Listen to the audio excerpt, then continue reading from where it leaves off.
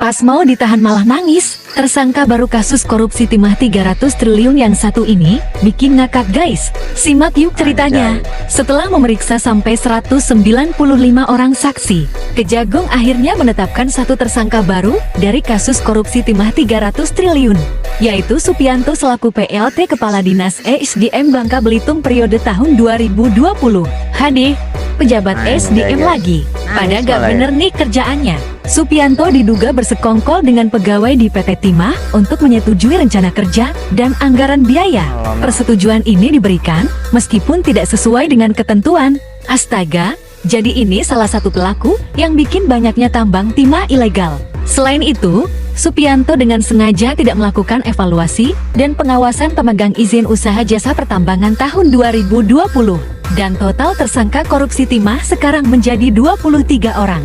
Rasain kan sekarang akibatnya. Gak usah pakai acara nangis segala. Semangat terus Kejagung. Pasti masih ada tuh tersangka yang lainnya. Anjay, giliran ditangkap nangis ya guys. Alamak. Welcome back, berjumpa lagi bersama saya Bayu Raden 69 atau BRTV 69 guys. Seperti biasa guys, kita mau reaction video yang lagi viral di TikTok guys ya. Masih di seputar kasus koruptor guys ya, yang merugikan uang negara guys ya. Tapi sebelum ke videonya, alangkah baiknya kalian subscribe, like, dan komen dulu biar berkembang akun ini guys. Oke guys, let's go cekidot. Ini ada video menarik guys. Agung tetapkan Direktur Utama perusahaan suami Puan Maharani tersangka korupsi BTS 4G. BTS seret suami Puan Maharani. Anjay. Kejaksaan Agung menetapkan Direktur Utama PT Basis Utama Prima Muhammad Yusrizki sebagai tersangka kasus dugaan korupsi penyediaan infrastruktur Base Transceiver Station atau BTS dan infrastruktur pendukung Kominfo periode 2020 hingga 2022. Ia langsung dilakukan penahanan untuk mempertanggungjawabkan perbuatannya. PT Basis Utama Prima adalah perusahaan yang ditunjuk untuk menyediakan panel surya sistem dalam pengadaan proyek infrastruktur paket 1 sampai dengan 5 BTS 4G bakti Kominfo. Perusahaan itu disebut merupakan milik Hapsoro Sukmono Hadi alias Happy Hapsoro yang merupakan suami politikus PD Perjuangan Puan Maharani. Happy Hapsoro memiliki 75.924 lembar saham BUP atau setara 99,9% saham perusahaan. Kejagung sebelumnya menetapkan Johnny G. Plate sebagai tersangka kasus dugaan korupsi penyediaan infrastruktur BTS 4G dan infrastruktur pendukung paket 1, 2, 3, 4, dan 5 bakti Kementerian Kominfo periode 2020 hingga 2022. Pada hari ini, tim penyidik Kejaksaan Agung bidang tindak pidana khusus telah memanggil Saudara YUS selaku Direktur Utama PT BUP sebagai saksi, di mana selaku Direktur Utama PT BUP yang bersangkutan. Pantesan Ketua MPR tidak mau sahkan UU perampasan aset yang terbukti koruptor. Iya benar juga guys. Untuk menyediakan panel surya sistem dalam proyek pengadaan infrastruktur BTS 4G paket 1 sampai dengan 5. Diduga di dalam penyediaan perangkat ini terdapat indikasi tindak pidana yang dilakukan oleh yang bersangkutan bersama-sama dengan tersangka lain yang telah kita tetapkan terlebih dahulu. Setelah kita lakukan pemeriksaan secara intensif, penyidik telah menemukan alat bukti yang cukup sehingga pada hari ini juga yang bersangkutan. Pantesan ya guys ya, RUU perampasan aset itu nggak ada apa beritanya lagi, terus nggak ada yang mau mengesahkan ya guys. Ternyata ini guys, anjay.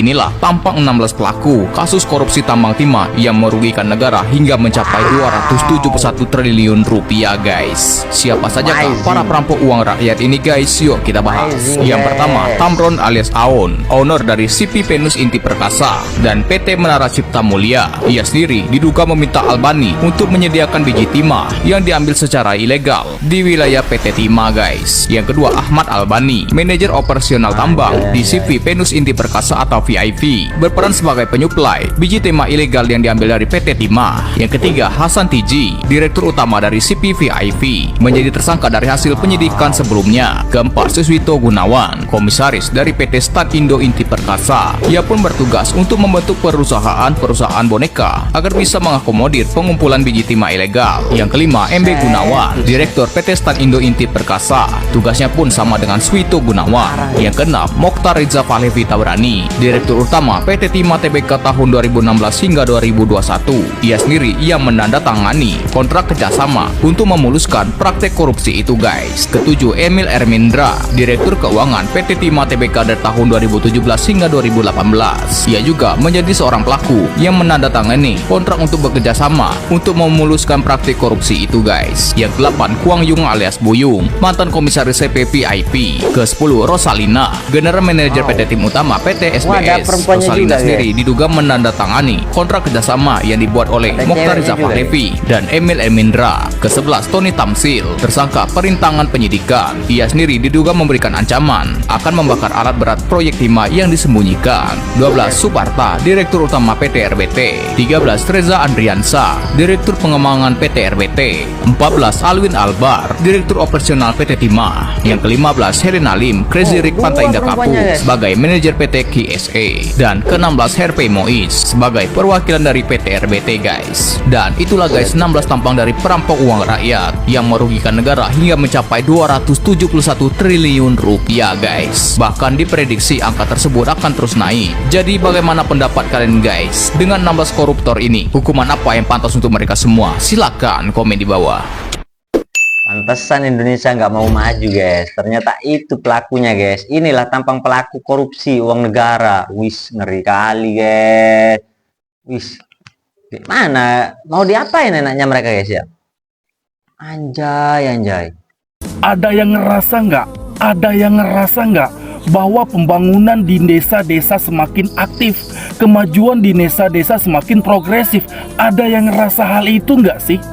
Bahwa hingga sekarang beberapa hari Pak Prabowo sudah dilantik, kerja nyata sudah terlihat dari pusat hingga sampai ke desa, semua bekerja untuk rakyat. Dan saya katakan saya bukan seorang buzzer guys, tapi saya mewakili aspirasi rakyat, perasaan rakyat selama ini, yang mana hal inilah yang kami perlukan sebagai masyarakat, dari seorang pemimpin yang benar-benar amanah terhadap rakyatnya. Dan beberapa sudah dibuktikan secara nyata. Ada banyak penangkapan setiap hari, belum lagi program makan siang gratis yang sudah tahap uji coba, dan lain-lain sebagainya guys. Kami sebagai rakyat tentu sangat bersyukur atas kepemimpinan Pak Prabowo Subianto saat ini, karena memang betul-betul baru beberapa hari sudah terasa hasilnya, dampaknya kepada masyarakat umum. Dan saya doakan Pak agar selalu konsisten untuk melakukan kebaikan semuanya demi rakyat, demi kemajuan rakyat dan kesejahteraan rakyat Indonesia. Kami salut Pak, kami salut dengan kerja Bapak. Dan kami rakyat Indonesia selalu bersandar di samping Bapak dan mengharap agar Bapak selalu konsisten untuk melakukan ini demi rakyat Indonesia. Semangat Pak, semangat. Amin, kita doain aja guys. Sosok Puan Maharani mulai dikejar-kejar Prabowo terkait undang-undang perampasan aset, kirim BIN dan Kejagung untuk kejar koruptor hingga ujung dunia. Wajib tahu Puan Maharani kini dikejar-kejar oleh Presiden Prabowo Subianto untuk segera mengesahkan dan menandatangani undang-undang perampasan aset. Undang-undang perampasan aset yang memiskinkan para koruptor ini memang selalu ditunda-tunda untuk ditandatangani oleh Ketua DPR yaitu Puan Maharani. Tidak adanya kejelasan dan kemajuan tentang undang-undang perampasan aset ini, Prabowo kirim BIN dan Kejagung untuk mengejar koruptor sampai ujung dunia. Itulah yang bikin lelet guys, RUU perampasan aset guys. Tinggal tanda tangan, apa susahnya Bu? Tapi kalau ada yang korupsi, bla bla bla bla bla, ya nggak tahu juga guys ya. Lihat nih guys tumpukan uang yang disita Kejagung dari kasus korupsi Duta Palma. Ada yang bisa menebak berapa total uangnya? Sini deh biar Mimin yang kasih detailnya. Setelah kemarin menyita uang 450 miliar dari PT Aset Pasifik terkait kasus korupsi sawit Duta Palma Group, Kejagung kembali melakukan penggeledahan dan penyitaan uang sebesar 372 miliar di dua lokasi kantor PT Aset Pasifik. Wah, ini gila sih. Berarti total uang yang sudah disita sampai 822 miliar dong. Direktur Gila, Penyidikan gila, Kejagung gila. Abdul Kohar menjelaskan kalau dalam penggeledahan itu ditemukan uang tunai 40 miliar di dalam koper dan 2 juta dolar Singapura di lokasi pertama. Lalu di lokasi kedua Anjay. Kejagung menemukan uang tunai 149 miliar, 12 juta dolar Singapura, 700 ribu dolar Amerika, dan 2 juta yen. Ini pasti bikin para tersangkanya ketar-ketir sih. Seperti yang diketahui, kalau Surya Darmadi selaku bos PT Duta Palma Group sudah dijatuhi pidana kurungan 16 tahun dan denda sebesar 2,23 triliun. Dari kasus ini, Kejagung juga sudah menetapkan 6 korporasi sebagai tersangka korupsi dan pencucian uang terkait perkebunan kelapa sawit di Indragiri Hulu. Usut terus Kejagung kasus Duta Palma ini sampai ke akar-akarnya. Tapi apa yang ada di pikiran kalian kalau melihat uang sebanyak itu? Pantesan Indonesia gak mau maju guys, koruptornya kayak gitu guys, gede-gedean pula anjay, saja guys gak mau maju guys ya. Wah, Pak, udahlah, yang belum ketangkep, para koruptor yang belum ketangkep, mending kalian antri sabar ya, antri, bentar lagi kalian ketangkep juga guys ya. Udah guys, sampai sini dulu guys ya. Perjumpaan kita, insya Allah kita besok jumpa lagi di acara yang sama guys ya.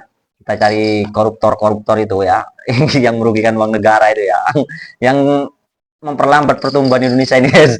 Ya udah guys ya, wassalamualaikum warahmatullahi wabarakatuh. Tapi sebelum aku pamit guys, alangkah baiknya kalian yang belum subscribe dulu, subscribe, like dan komen biar berkembang akun ini guys, biasa bisa mengasih informasi-informasi terbaru buat kalian guys. Oke guys, yang sudah subscribe terima kasih banyak-banyak guys ya. Ini akun baru saya, akun channel baru saya BRTV69, satunya masih di channel saya Bayu Raden 69 guys. Makasih banyak guys ya. Wassalamualaikum warahmatullahi wabarakatuh. Bye bye.